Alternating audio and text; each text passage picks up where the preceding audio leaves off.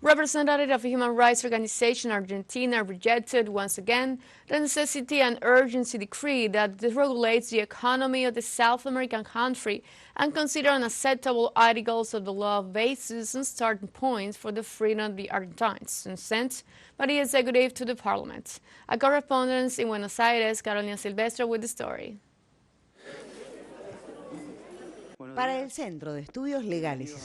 to the Center for Social and Legal Studies, both initiatives reduce the role of the states as a guarantor, a mediator of rights, and replace it for a guarantor of the private appropriation of resources. We are very concerned to understand what the delegation of legislative powers in security and defense matter means. It is not explained anywhere. Both in relation to the DNU and the Omnibus Law, the Supreme Court jurisprudence and international human rights standards are very clear that the President is not allowed to have these powers, and it is also forbidden for the Congress to endorse them. For the human rights organizations, it is clear that the executive is looking for a change of regime. To try to make a massive and systematic reform of the Argentinian legal system and, fundamentally, to go back in terms of human rights using extraordinary mechanisms, especially to avoid the very thing we are doing now, the parliamentary debate. This is quite obvious, contrary to Article 99 of the National Constitution, and for this reason, especially the DNU is being widely prosecuted.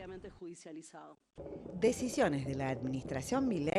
are decisions taken by the Milei administration that, according to a specialist, imply a lack of legal protection for the Argentinians and three ways to increase their repression.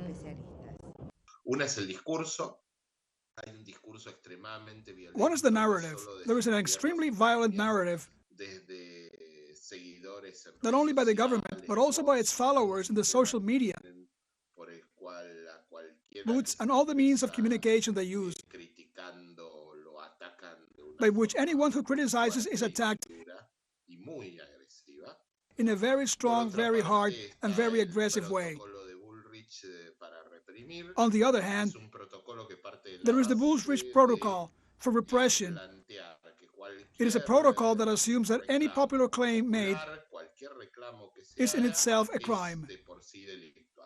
A ruling establishes the need of permits by the Ministry of Security in order to demonstrate, to charge for the expenses incurred by police operatives of find demonstrators, among other flagrant human rights violations.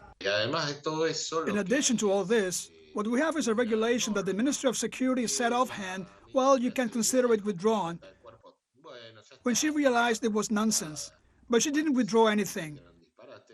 There is nothing to indicate that she did. It says that it is forbidden for more than 3 people to be in a public place. Excuse me, 3 or more persons, not more than 3 persons, without a previous authorization from the Ministry of Security. All of these measures are part of a plan that, according to experts, has the objective to hand the nature of resources and goods over to foreign interests at the expense of the Argentinian people, a country where you have wealthy, very wealthy people and many more that are poor, increasingly very poor. Carolina Silvestre, teleSUR, Buenos Aires.